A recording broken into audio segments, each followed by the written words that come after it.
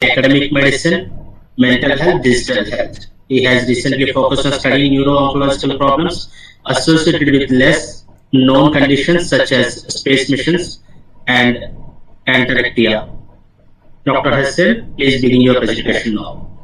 Okay, thank you very much. This is Dr. Hussain. I'm a senior researcher in Neurology and Neurosurgery and also a faculty member of Nuvan's Health Global Health Program, United States. So this is a great pleasure to talk here. In them, I've got the most compassionate, the most merciful. Can you see my slide right now? Yes, we can see your slides. Yeah, okay. So my talk would be about intersection of digital phenotyping and digital neuromarketing, and is it a threat or an opportunity, and what we can do in this regard. So first of all, I know that they are not well-known concepts right now, so I will go and just say it in simple words, because there isn't a place to talk it comprehensively, talk about it. So I just talk about it very, very briefly, and then we can go further in other opportunities. So first of all, we need to see what is the digital phenotyping, what is digital neuromarketing, and what can we do in this regard, and we will move to the dark web and see what can we do. So as for every presentation, I should declare my conflict of interest, and I declare I have no conflict of interest in this presentation. So what is the dark web? What is the digital phenotyping? What is the digital neuromarketing? And then we're going to intersection and impact of intersection between these three, and then a few recommendations. So first of all, we should recognize that during the past years, and especially in the post-COVID area, we see an upsurge in utilizing digital solutions in healthcare. So in the past, we had some reason, including stigma, remoteness, cost of care and human resource, gender, cultural, racial insensitivities, and discrimination. But after that, during COVID, fear of infection and also the overall digitalization of the community led to a surge in utilizing digital solutions. So we found that it causes, freedom, efficacy, and also flexibility in communication for patients and also physicians worldwide. So you are in India, you're a doctor in the United States, and you are communicating about your problem. There is no need to be traditional in-person communications. But these kind of problems have been all the time criticized, that there is a risk of breach of patients' privacy, confidentiality, autonomy, and also undermining the patient's agency. So, but I'm going to talk about it in another aspect, and I want to say that it's deeper than what we thought before with the integration of new technologies. It's really it should make us concerned, and I'll talk about it. So look at here. This is what we call digital phenotyping. So whole presentation is summarized in this slide, and we just draw it. This is a phone that we are using all the time, and this is a smartphone. So there are multiple applications here.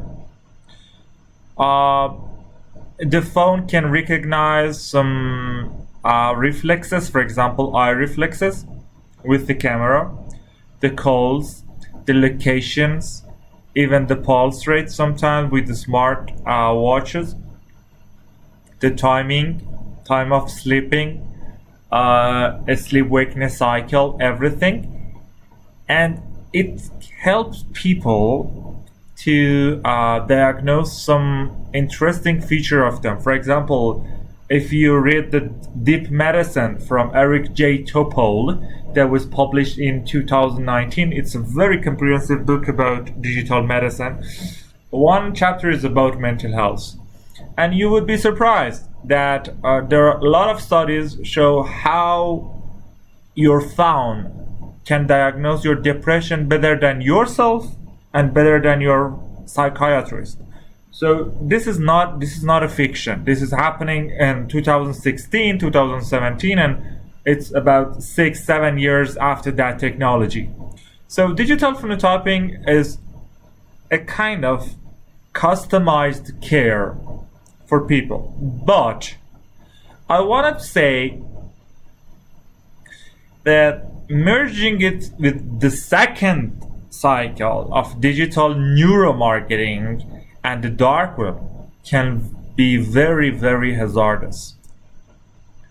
So, as I told you, digital phenotyping is a kind of aims to detect and categorize an individual behavior, activities, interests, and psychological features to properly customize future communications or mental care for that individual. So, a few sensors: your location, your sociality, your activity, human-computer interaction. So you're tapping on a special post, you see some post containing some, I don't know, political aspect, some cultural stuff, whatever. So you're interested in this and this and this, and you're zooming in one picture, zoom in. So it's interested, and the machine learning and artificial intelligence analyze it. So your voice, we say that I think it's more than 70 features are included in a word. So my amplitude, my length, amplitude that I'm using when I'm talking to you, there are 70 features. So we can't distinguish it, but the artificial intelligence do, and this is resulted in natural language processing technology that we all use. For example, when we use our phone and say, "Hi Siri, please do this," and it's a kind of NLP or natural language processing. But imagine that it's used in places we don't like it. It would be very hazardous. So a few examples of digital phenotyping are tracking digital biomarkers. So we have some biomarkers in medicine, like, I don't know, number of platelet, number of white BCs, whatever. But here we have some kind of digital biomarkers like locations, social communications, call logs, using a particular apps, your browser history, a sleep-wake cycle, your exercise, and social interaction through your smartwatches, smartphones.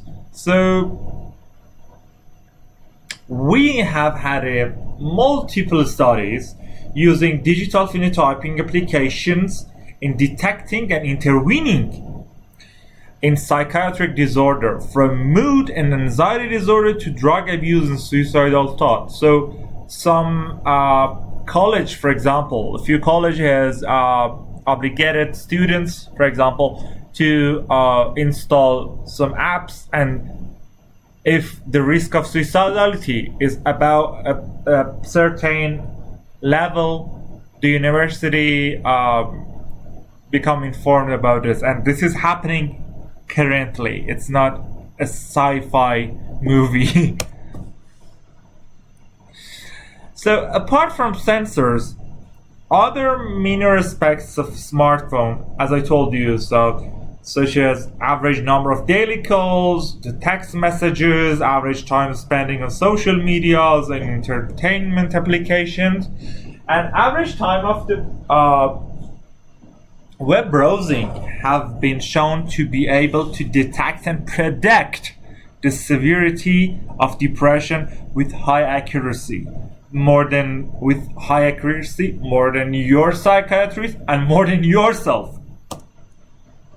So what's the problem with this? It's good. We can use it for good purposes, of course. But when economy comes here, it would be a problem. So we have another aspect called neuromarketing, which is combination of neurology and neurosciences with market and economy. So what is it? Neuromarketing or digital neuromarketing seeks to investigate an individual's neuronal responses, both cortical conscious and subcortical unconscious or autonomic characteristics, and uses this data to direct the person into purchasing merchandise of interest or shaping individuals' opinion in consumer, social, or political decision making, etc. So this is the way that the economy uses neuroscience to shape us, simply to shape us. So it develops tools to capture the unspoken feeling, emotions, desire, and cognition of the consumers to various marketing stimuli to foresee personal decisions such as purchasing decisions. So it took advantage of the advances in neurosciences. For example, functional MRI, electroencephalography, EEG, and also lately it came to analyzing the autonomic nervous system to enhance targeted marketing using biofeedback mechanisms. For example, checking your facial expression, checking your corneal reflexes somehow, and also many other stuff that are being done right now. So for example, Kerf and colleagues predicted the future sale of a movie by measuring the engagement of a sample population while simultaneously looking at their EEGs by around 20% better compared to the traditional methods. So you can predict how people react to your product before you sell it. Is it good or bad? So it could be good, but we will see.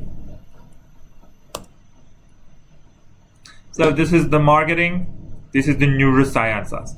And it's a new form of market research that using neuroscience tools to measure the emotional impact of communication across all media and translate the findings into actionable marketing recommendations. Here, for example, marketing challenges. For example, what do really customers want? So you do research and check their evoke emotion, attention, and memory. You do the analysis and then sell them what their brain and autonomic nervous system will tell them to buy. So it helps the companies to have better communication campaigns. So I had recently turned to detecting clients' physiologic responses. It's not just as simple as before, like doing fMRI, EEG, whatever. So they are using the heart rate changes, eye tracking, galvanic autonomous reactions, and developing facial action coding systems with or without the traditional brain signaling recordings techniques, whatever. So it's quite different from traditional marketing tools, since it bypasses the client's thinking process and directly captures the responses of client's nervous system. So it bypasses the or cortex. It bypasses. It shows us what we need to see deep down inside, not necessarily what we want. So the market of global neuromarketing, interesting for you. It's 1.1 billion US dollar in 2020, and it projected to pay around 1.9 billion dollar in 2026. So I call the results of the intersection of this part, which is good part, and this part, which is the bad part. This part, I call it digital surveillance capitalism. So for some governments, it could be very, very, very dangerous for their civilians, because they can analyze what they really think, not just really what they really show. It could be really dangerous. So when you look at an application, doing some works with your phone, your autonomic nervous system is not under your control. It could be analyzed by the phone, and it could help with digital phenotyping applications to help you to do some, for suicide prevention, for a lot of stuff. But if this data breaches here, coming with a communication with dark web with them, it's a legal source of everything that you want. I'll discuss it later. So just imagine this part, that these data, instead of being used for good purposes, comes for bad purposes, and they will shape your interest. They know everything about you, and it's very dangerous. So what is the dark web? Dark web is a part of World Wide Web content that exists on darknets and requires a specific software configuration or authorization to access. I'm not going into details of the dark web, but just for your information, what you know about the internet is mostly the surface web. So when you use search engines, social medias, news media, whatever, it's just surface web. And the best estimate, it's only 4% of the internet. Yes, exactly. 0.1% to 4% it's estimated, and the rest of it is deep web and the dark web. So deep web is a place that it's again it's a combination with surface web, and so it's places that we need user pass whatever, but still it's above the sea level. But deep down there is a place that we're not familiar with, and it's dark web.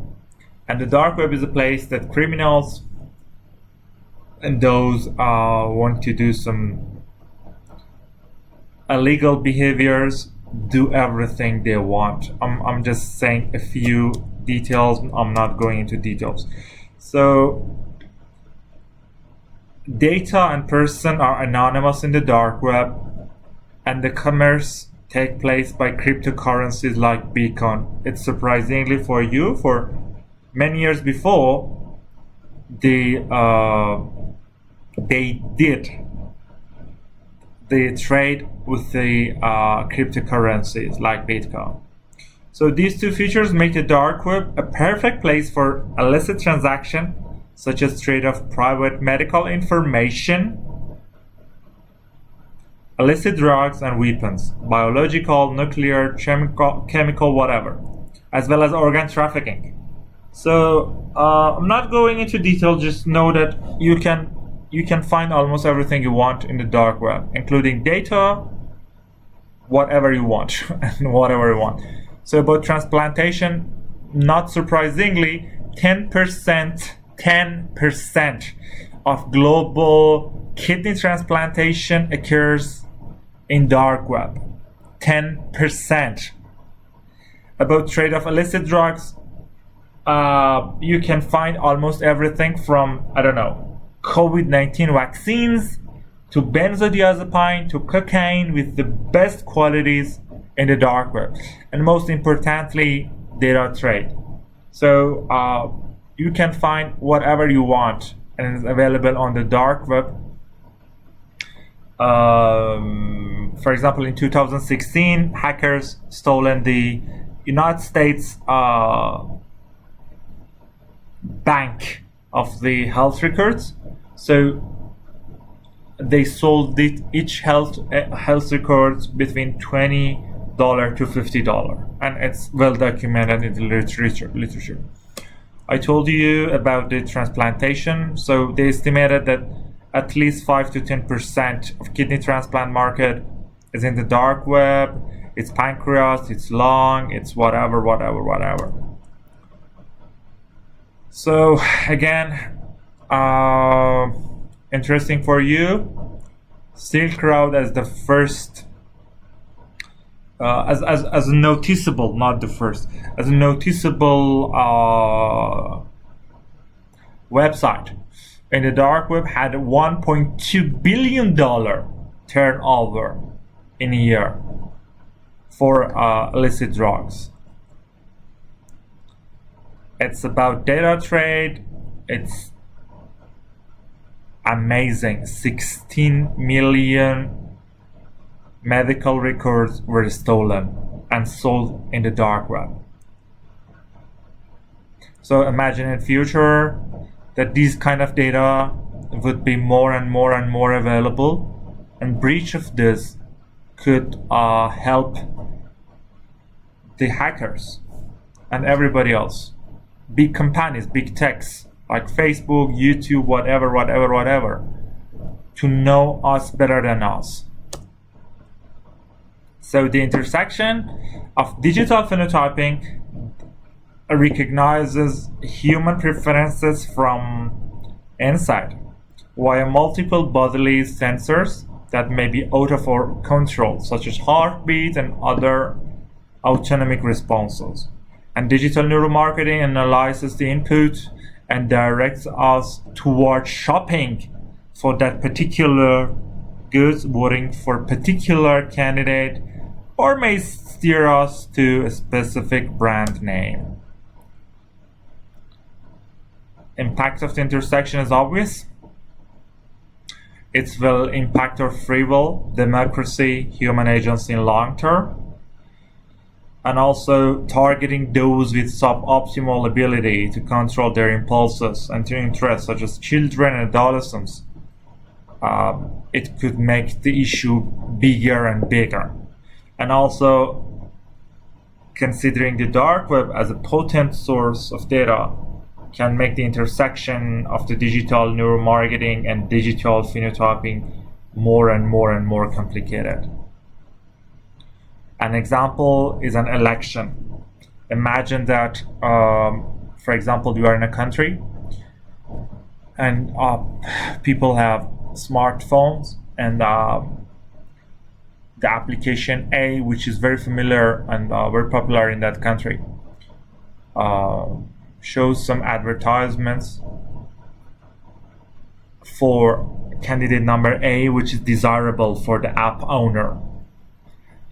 And with the heartbeats, whatever, gag reflexes, whatever, it knows that people is in a good mood, so it shows the candidate A.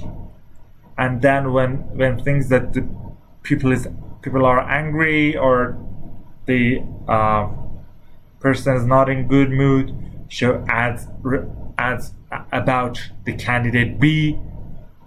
And in long term, it will be in your unconscious that to choose the candidate A over candidate B. That's not a joke, it's happening.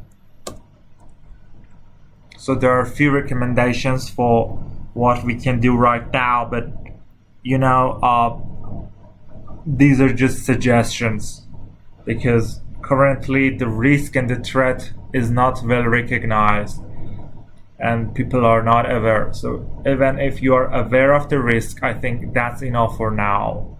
But I personally suggested some recommendations in my paper and Frontiers in Psychiatry recently published, and I think maybe you can find it and read it. It's a very short perspective, but I think it's worth reading it because I'm at the end of my presentation. There's some additional data, but I think it's enough for now. I don't want to make you terrified more than this. Thank you very much.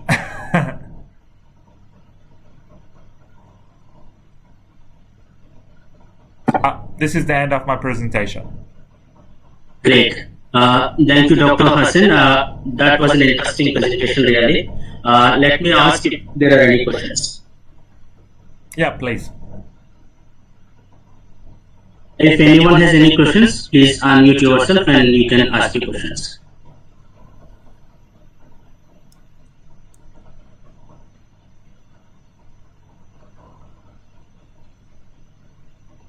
If anyone has any questions, please unmute yourself and you can ask your questions.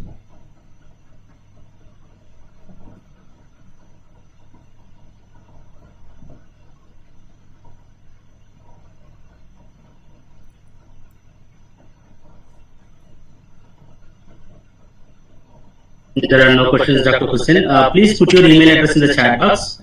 Of course, I will. And thank It's you an for your interesting kind topic. attention.